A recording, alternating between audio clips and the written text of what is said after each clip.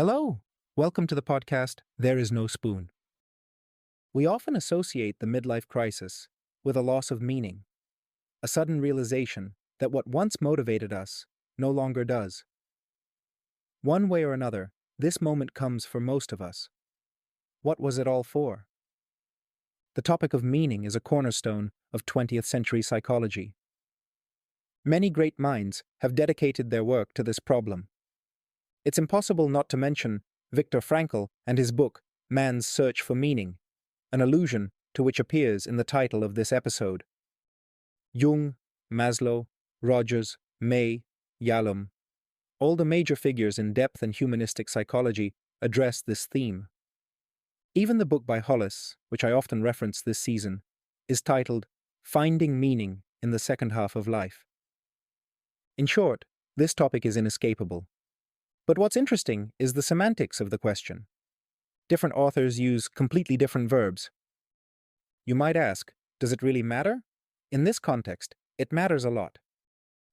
Try to reflect on the differences between the following phrases: to search for meaning, to find meaning, to obtain meaning, to create meaning, to understand meaning, to have meaning. To search for meaning is about the process. A person who searches for meaning may never find it, but the process itself becomes the essential ingredient. To find meaning is about the result. As if we are on a grand, heroic quest, the goal of which is the holy grail of meaning, something hidden to be discovered and taken. To obtain or receive meaning points to an external source, as if there is something or someone who can grant it, and our task is to fulfill the conditions for receiving it. To create meaning carries a hint of Luciferian spirit. It's a spirit of rebellion, creativity, and the refusal to accept external authority. If you need meaning, then go ahead and make it yourself. To understand meaning is about reflection, as if the meaning is already within us, but buried deep in the unconscious. Through awareness, understanding, and reflection, we restructure the ego in order to comprehend what we already know. To have meaning suggests that it is present in our lives as some element. So as you can see, depending on which verb you use, the path to meaning changes accordingly. Frankl spoke about searching for and finding meaning. According to him, the search must eventually lead to a discovery.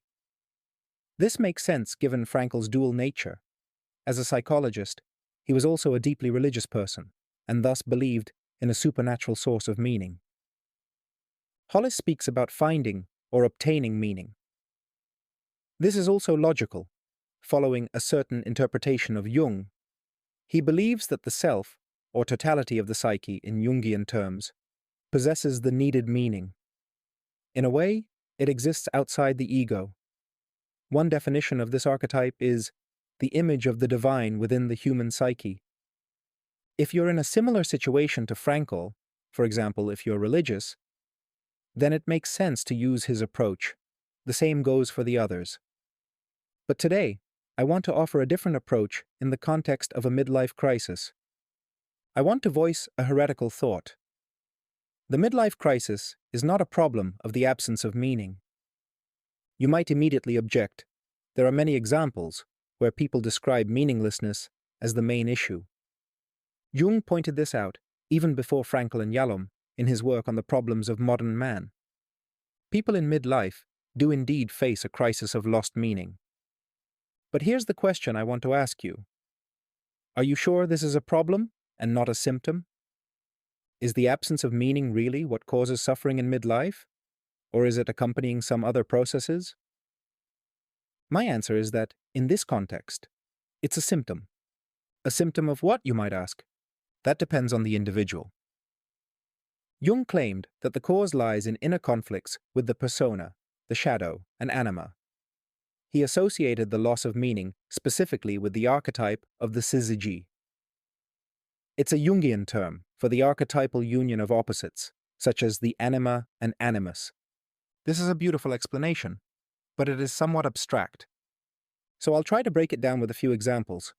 I'm a fan of the narrative approach to life description.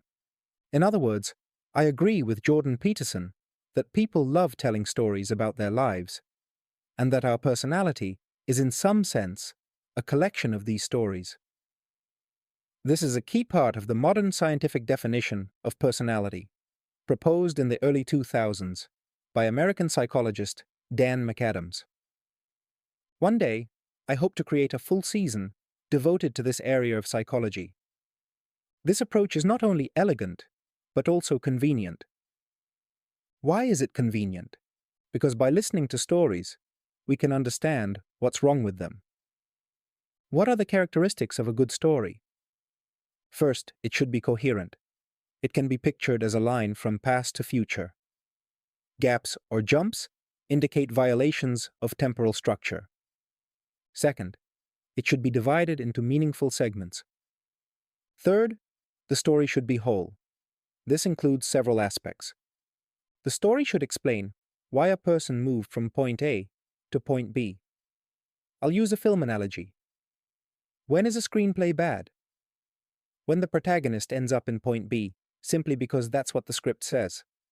In other words, the screenwriter knows where the character needs to go, so they bend the events to ensure it happens. That's a bad story. In a good story, the person reaches point B because that's the natural logic of their journey from point A. We could call this a violation of cause and effect. Which brings us to the second aspect. Events must have causal justification. That is, every event should have a reason. If there is none, the causal chain breaks, and we must investigate the surrounding context. The third aspect relates to personality change. A life story must explain why any significant changes occurred, and the explanations must be reasonable. And finally, fourth, the story should be integrative or meaningful. Every important event should have meaning. If something has no meaning, the person can suffer because of it. This is one way to identify unresolved events from the past. They often lack meaning. So, back to today's topic. One of the goals of the midlife crossing is to make sense of all the events that have occurred, a kind of audit of the past. Here, the criterion of meaning serves as a marker, pointing to the stories that require thoughtful and careful analysis. To successfully cross the midlife threshold, we must restore the coherence and integrative nature of our life narrative. This is a key task of this stage. Note that this is a retrospective analysis. In other words, you reinterpret your past from your current perspective, connecting scattered elements into a whole. In doing so, we essentially create, or attribute, satisfying meaning to events. This doesn't concern the future path. This is the first preparatory part. Now let's move on to the second. What should a person do when they've lost their sense of meaning around the midlife crossing?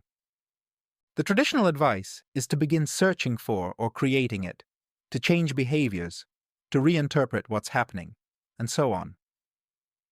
But if I'm right about the cause versus symptom dichotomy, then such strategies, though potentially effective, take a very roundabout route. It's much simpler to treat meaninglessness as a symptom and the presence of meaning as a sign of the right path. In this view, a sense of meaning arises as a marker that you're moving in the right direction, that your current actions support your individuation process. So what should we do now, given everything we've talked about? That's what we've been discussing in previous episodes. In episode 8, we talked about what it means to begin caring for yourself, not just in terms of daily routines, but also from an existential perspective. In episode 9, we explored how asking yourself the right questions can open the door to meaningful answers. In episode 10, we discussed the importance of developing your inferior function and intentionally stepping into areas you've previously avoided. And in episode 11, we focused on setting aside time just for yourself and learning to love solitude. To summarize, the presence or absence of meaning is an excellent indicator at the midlife crossing. In relation to past events, it signals that certain moments are not fully processed and need further work, whether independently or with a psychologist. This is especially true for critical life events: deaths, losses, divorces, relocations, etc. For present events, a sense of meaning helps you recognize the right direction, while a lack of meaning may indicate the opposite. This was the podcast, There Is No Spoon. Until next time.